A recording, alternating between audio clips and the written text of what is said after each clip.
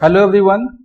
आज की इस वीडियो में हम लोग theories of term structure of interest rate या ब्याज दर अवधि संरचना सिद्धांत के बारे में पढ़ेंगे।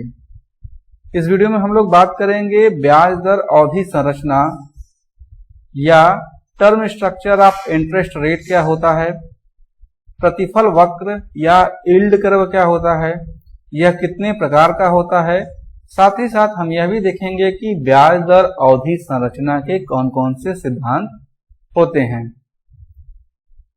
ठीक है, सबसे पहले हम लोग बात करते हैं ब्याज दर अवधि संरचना क्या होती है, term structure of interest rate क्या होती है। जैसे अगर हम किसी सिक्योरिटी में इन्वेस्ट करते हैं, प्रतिभूति में निवेश करते हैं, तो हम दो चीजें देखते हैं, एक कि इस पे हमें प्रतिफल कितना मिल रहा है, साथ ही इसकी मैच्योरिटी अवधि कितनी है, मैच्योरिटी पीरियड कितना है, परिपक्वता अवधि कितनी है।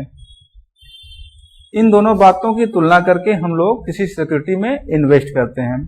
अब यहाँ सिक्योरिटी का मतलब क्या है, प्रतिभूति का मतलब क्या है। प्रतिभूति को सिंपली हम बॉन्ड से समझते हैं कि ये एक बॉन्ड है। ठीक है, तो बॉन्ड क्या होता है, एक ऐसी संपत्ति होती है जिसमें हमने जब इसमें निवेश करते हैं तो हमें एक निश्चित रिटर्न मिलता रहता है, एक निश्चित प्रतिफल मिलता रहता है।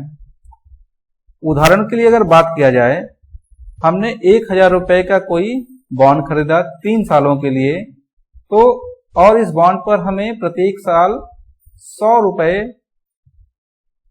रिटर्न मिल रहा है, प्रतिफल मिल रहा है, तो ये हमारा क्या हो जाता है, बॉन्ड हो गया या प्रतिभूति हो गया।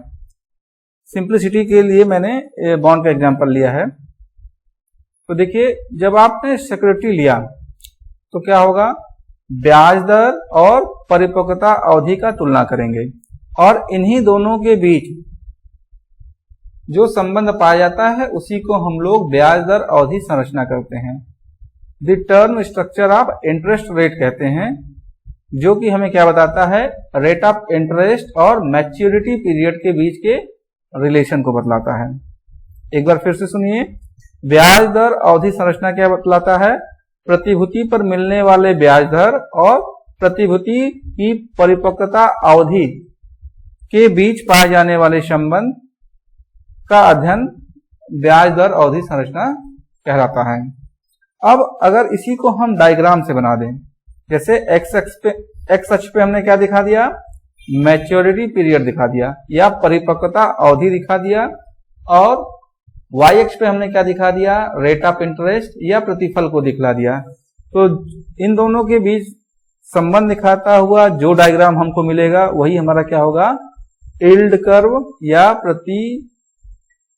प्रतिफल वक्र होगा। अब हम आगे बात करते हैं एक एक करके फिर से, the term structure of interest rate क्या होता है। तो जैसा कि मैंने बताया, ब्याज दरों की अवधि संरचना का तात्पर्य किसी बॉन्ड पर आपको कितना प्रतिफल मिल रहा है और इसकी मैच्योरिटी पीरियड कितना है, इसके बीच के संबंध को बतलाता है। अब इसी को अगर हम लोग ग्राफ के द्वारा प्लॉट कर दें तो ये हमें क्या मिल जाएगा, प्रतिफल वक्र मिल जाएगा, जिसको अभी हम आगे देखेंगे। ठीक है, प्रतिफल वक्र का मतलब क्या हुआ कि हमने मैच्योरिटी पीरियड को एक्स अक्ष पे दिखा दिया और रेट ऑफ इंटरेस्ट को वाई अक्ष पे दिखा दिया।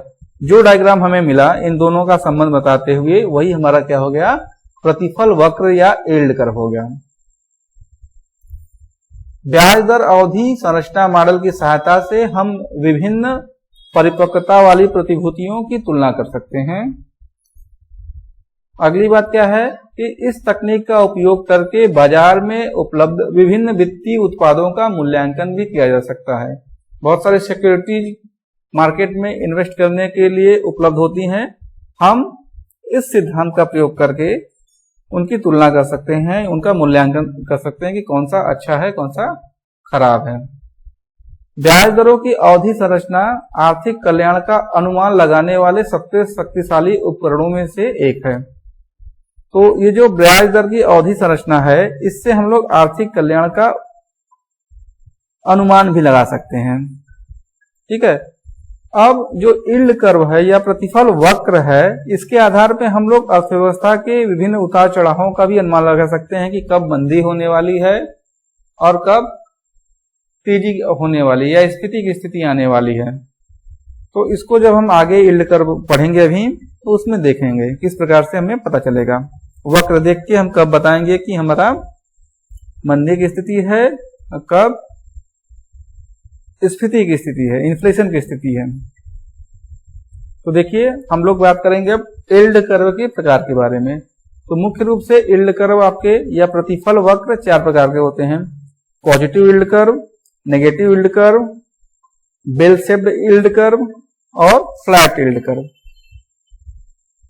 तो पॉजिटिव मतलब समान या धनात्मक, प्रतिफल वक्र ऋणात्मक या विलोम प्रतिफल वक्र, घंटी नुमा आकार के बेल शेप्ड या हम्प्ड डिमांड यील्ड कर्व, और चौथा है फ्लैट आपका। तो एक एक करके हम इसको देखते हैं।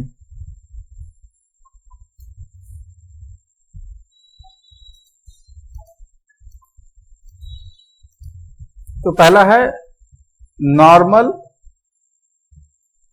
या पॉजिटिव यील्ड कर्व, धनात्मक प्रतिफल वक्र। तो ये क्या बतलाता है आपका कि जो नॉर्मल यील्ड कर्व होगा इसकी जो ढाल होगी वो क्या होगी, धनात्मक होगी। तो जो लंबी अवधि की प्रतिभूतियां होती हैं, जिनकी मैच्योरिटी पीरियड लंबी होती है, जिन सिक्योरिटीज की, उनमें रिस्क ज्यादा होता है। तो लोग उसमें तभी इन्वेस्ट करेंगे जब उसमें रिटर्न उनको ज्यादा मिले या रेट ऑफ इंटरेस्ट उनपे ज्यादा रहे। ठीक है, तो जब हम लंबी अवधि की प्रतिभूतियों और रेट ऑफ इंटरेस्ट के बीच संबंध निकालेंगे तो वो जनरली हमें क्या मिलता है, एक अपवर्ड स्लोपिंग यील्ड कर्व मिलता है। अब इससे हमें क्या पता चलेगा, जब अपवर्ड स्लोपिंग हमारा यील्ड कर्व होगा तो इकोनॉमिक ग्रोथ को बतलाएगा कि हमारी अर्थव्यवस्था प्रोग्रेस की तरफ जा रही है, उन्नति कर रही है। ठीक है, अब इसको हम डायग्राम से देखते हैं। ये हमारा वाई अक्ष हो गया और ये हमारा एक्स अक्ष हो गया। एक्स अक्ष पे हमने क्या दिखाया है, टाइम टू मैच्योरिटी, परिपक्वता की अवधि, और एक्स अक्ष पे हमने क्या दिखाया है, यील्ड और रेट ऑफ इंटरेस्ट, प्रतिफल या ब्याज की दर। अब जब हमारा टाइम पीरियड y1 है तो रेट ऑफ इंटरेस्ट क्या है, r1। जब टाइम पीरियड हमारा बढ़ा, मैच्योरिटी पीरियड बढ़ा, कितना हो गया, y2 हो गया, तो हमारा रेट ऑफ इंटरेस्ट भी बढ़ के r2 हो गया। मैच्योरिटी पीरियड जब हमारी बढ़ी, y3 हो गई, तो हमारा रेट ऑफ इंटरेस्ट भी क्या हो गया, r3 हो गया। अब इन्हीं पॉइंट्स को अगर हम मिला दें, ये तीनों पॉइंट, तो हमें क्या मिल जाएगा, एक धनात्मक ढाल वाला या पॉजिटिव स्लोप यील्ड कर्व मिल जाएगा। ठीक है, यही हमारा क्या है, पॉजिटिव स्लोप यील्ड कर्व है। ये क्या बताएगा कि इकोनॉमी जो है प्रोग्रेस कर रही है, हमारी अर्थव्यवस्था उन्नति की ओर जा रही है। अब इसका ठीक उल्टा होता है नेगेटिव यील्ड कर्व या ऋणात्मक प्रतिफल वक्र। ये क्या होता है, इसकी ढाल क्या होती है, ऋणात्मक होती है, नीचे की तरफ ढालू होती है, जो कि यह बतलाता है कि शॉर्ट टर्म में हमें बेटर रिटर्न मिलेगा, मतलब कम अवधि के लिए अगर हम निवेश करेंगे तो हमें अच्छा रिटर्न मिल जाएगा, प्रतिफल मिलेगा, और लंबी अवधि के लिए हम जब इन्वेस्ट करेंगे तो हमको कम प्रतिफल मिलेगा।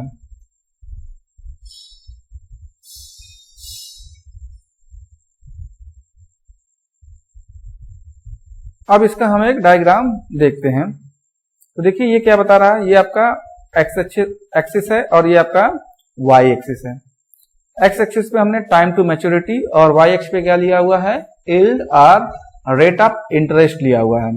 ठीक है, तो जब हमारा टाइम पीरियड कम है, y1 है, तो रेट ऑफ इंटरेस्ट हमको ज्यादा मिल रहा है, वो r3 के बराबर मिल रहा है या r3 के बराबर रेट ऑफ इंटरेस्ट मिल रहा है। वहीं जब हम थोड़े और लंबे समय के लिए इन्वेस्ट करेंगे तो हमें क्या होगा, रिटर्न कम मिलेगा, r2 मिलेगा। यानी y2 समय पे हमें क्या मिल रहा है, r2 रिटर्न मिल रहा है। y2 कहने का अर्थ मेरा क्या है, OY2। ठीक है, और R2 कहने का मतलब है OR2। जब हमने और समय लंबे समय के लिए इन्वेस्ट किया तो रिटर्न और भी कम हो गया। इन्हीं पॉइंट्स को मिलाते हुए एक लाइन हम ड्रॉ करेंगे। ये हमारा क्या हो जाएगा, इन्वर्टेड या नेगेटिव यील्ड कर्व हो जाएगा। अगर हमारा यील्ड कर्व इस प्रकार का है तो ये हमारे रिसेशन इकोनॉमी जो है स्लो डाउन की तरफ जा रही है, रिसेशन की तरफ जा रही है, मंदी की तरफ जा रही है। ठीक है, तो जो पहला हमने पढ़ा था उसका ठीक उल्टा ये है। अब हम बात करेंगे हम्ड और बेल शेप्ड यील्ड कर्व। ये क्या होता है, मतलब ये घंटी नुमा आकार का होगा। इसमें जब शुरू में हमारा रेट ऑफ इंटरेस्ट कम होगा, जैसे जैसे समय अवधि बढ़ेगी रेट ऑफ इंटरेस्ट बढ़ेगा, फिर उसके बाद फिर कम हो जाएगा। यानी जब हम लंबी अवधि शुरू में जब हम लंबी अवधि के लिए इन्वेस्ट करेंगे तो हमारा रिटर्न बढ़ेगा और फिर कुछ समय बाद रिटर्न हमारा कम होने लगेगा।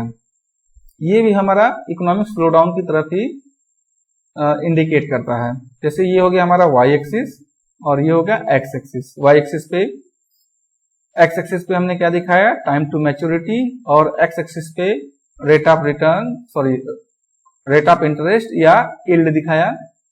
जब हमारा टाइम पीरियड y1 है तो इसके करस्पॉन्डिंग रेट ऑफ इंटरेस्ट क्या है, r2 है। ठीक है, जब हमने टाइम पीरियड बढ़ाया तो रेट ऑफ इंटरेस्ट भी बढ़ के r3 हो गया। जब हमने और टाइम बढ़ाया तो रेट ऑफ इंटरेस्ट अब क्या हो जा रहा है, गिर जा रहा है। ठीक है, y3 पे हमको r1 रेट ऑफ इंटरेस्ट मिल रहा है। इन्हीं पॉइंट्स को हम मिलाते हुए एक डायग्राम अगर बना दे तो ये क्या मिलेगा हमको, घंटी के आकार का है या हम शेप है या ये आपका बेल शेप यील्ड कर्व मिल जाएगा। तीसरा क्या है हमारा, फ्लैट कर्व। ये क्या कह रहा है कि चाहे आप लॉन्ग टर्म के लिए इन्वेस्ट करें, चाहे शॉर्ट टर्म के लिए करें या मीडियम टर्म के लिए करें, रेट ऑफ रिटर्न आपको एक समान मिलेगा। ठीक है, ये वाई अक्ष एक्स अक्ष, वाई अक्ष पे हमने क्या दिखाया है, रेट ऑफ इंटरेस्ट या प्रतिफल को। जब हमारा टाइम पीरियड y1 है,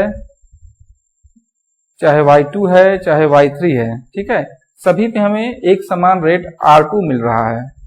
यानी एक समान रेट ऑफ इंटरेस्ट हमें r2 मिल रहा है या एक समान प्रतिफल मिल रहा है। यानी यहाँ पे समय से में कोई फर्क नहीं पड़ रहा है, चाहे हम लंबी अवधि के लिए निवेश कर रहे हो चाहे कम अवधि के लिए निवेश कर रहे हो, निवेश पर जो प्रतिफल है वो समान है। तो ऐसा रहेगा तो इसको हम क्या बोलेंगे, फ्लैट यील्ड कर्व बोलेंगे। अब हम बात करेंगे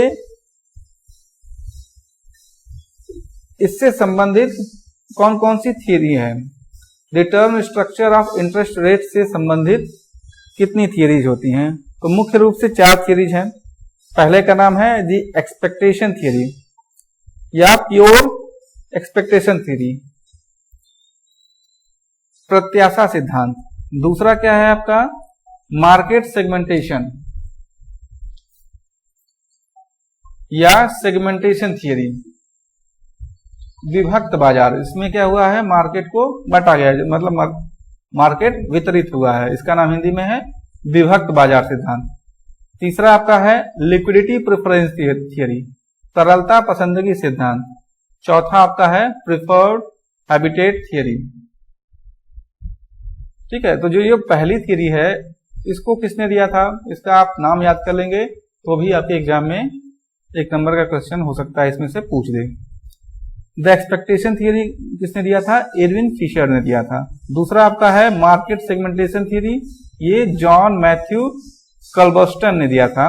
और तीसरा जेएम किन्स ने दिया था। चौथा प्रिफर्ड हैबिटेट थियरी, ये दिया था आपका एफ मोरिग्लियानी और सच ने दिया था, सच ने दिया था। तो आप इतना याद कर लेंगे।